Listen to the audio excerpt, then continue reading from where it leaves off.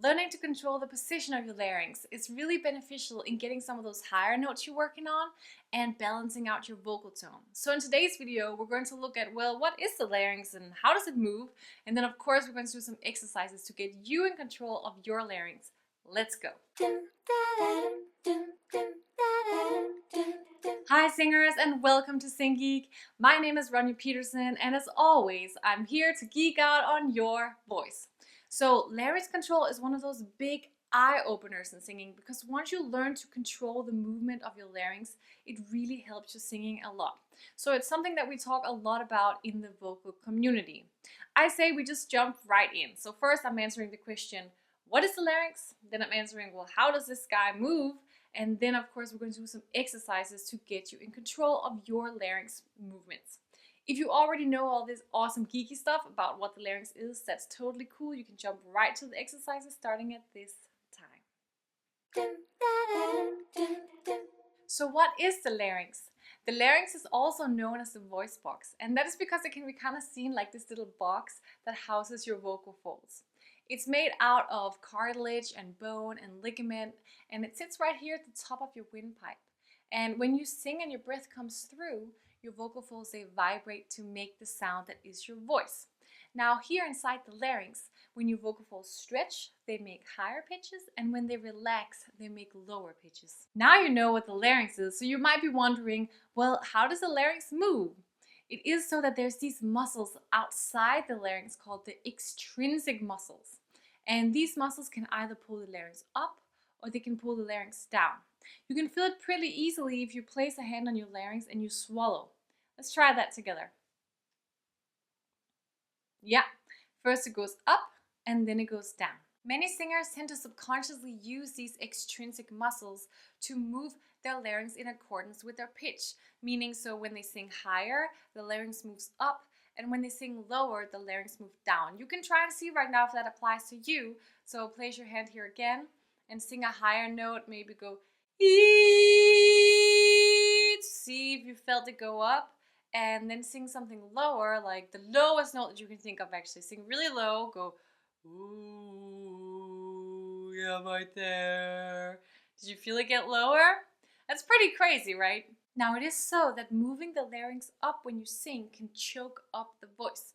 And what this means is that the vocal folds are no longer free to stretch to make those higher pitches.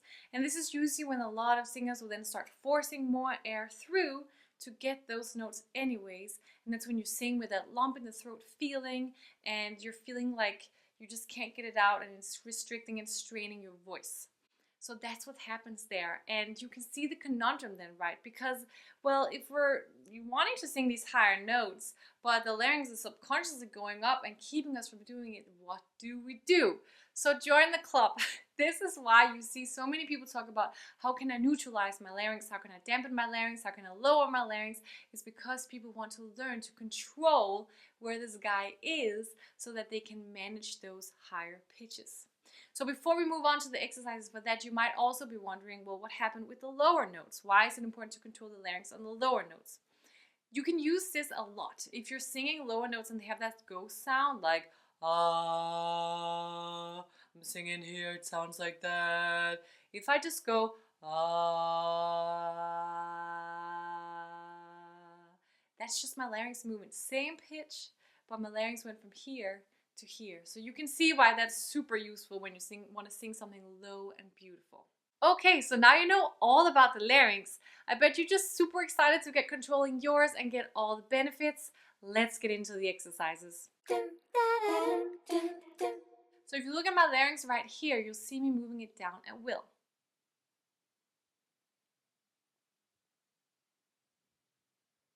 Right? Now, if you're super cool, you just saw me do that and now you're able to do it. Good for you. But if you're anything like I was, you need some exercises to even start feeling, well, how does it feel to control this larynx? So we're going to do 3 imitation exercises. And the first one is going to be a yawn. It's a very common one to practice lowering your larynx. So let's put a hand on your larynx and do a nice big yawn.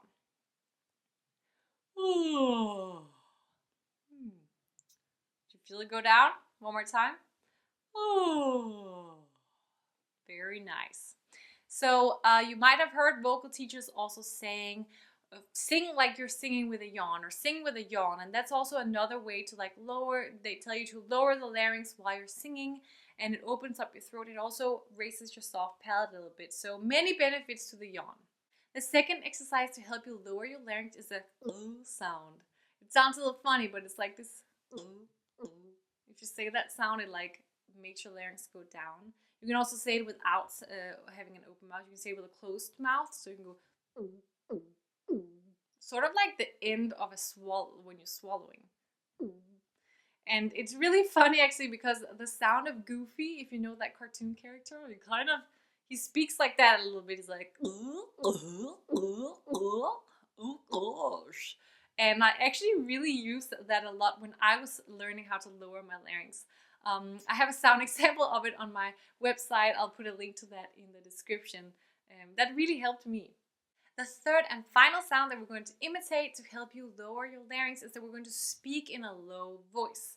So in like a low, like oh, like very haunted, like ghost sound, which is very fitting because Halloween is coming up. It is my favorite holiday. Harry Potter soundtrack is on repeat, and pumpkin spice everything. But anyways, ghost sound. Let's do it. Here we go. So, ooh, very low larynx. Mudbloods, be aware. It is midnight. So speaking in this very low, scary voice also helps you lower and dampen your larynx. I hope you were able to lower your larynx using one or several of the exercises that we just did. Let me know in the comments below which one is your favorite. It would actually be really nice to know which one is the most helpful for you guys.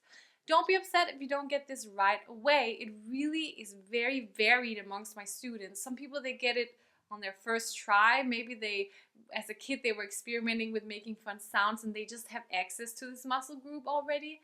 And some people, it's just so new for them and it takes them quite a while, maybe even a few months of just practicing it to really get it down. So don't be upset if you don't get it right away. Just keep working at it. Okay, so now that you have some feeling for larynx control, you might be wondering, well, where should my larynx be when I'm singing? So there's some debate about this in the vocal community actually. There's a classical school and the contemporary school, and in general, the classical school, they want more dampened and more lowered larynx when you're singing than the contemporary school. They want a more narrow sort of sound. So what you should get from this is that your larynx will move when you sing. For most people, it moves a little bit up on the higher notes, a little bit lower on the lower notes. But what you can do is that you can balance out your sound and you can help yourself sing some of those higher notes without strain from learning to control your larynx. So what I recommend that you do is that you put your hand here when you sing your songs. Sing through a song. And when you get to the passages where you are having a hard time, check if this guy is moving excessively. And then if it is, start practicing. So it could be that you were singing, ooh, ooh, it just really is flying up. And then now try lowering it a bit. So it's not that the larynx was here and now you're going all the way down here. It's that it was here and then maybe started moving up and you're just keeping it low, right? So instead of going, ooh, we're going, ooh. Big difference, right? Ooh, ooh.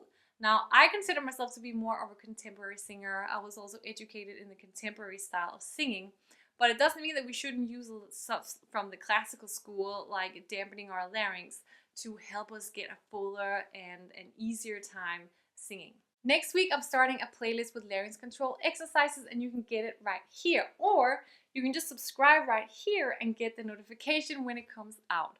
Join us at Singgeek every week, where we continue to geek out on your voice to create the sound that you want.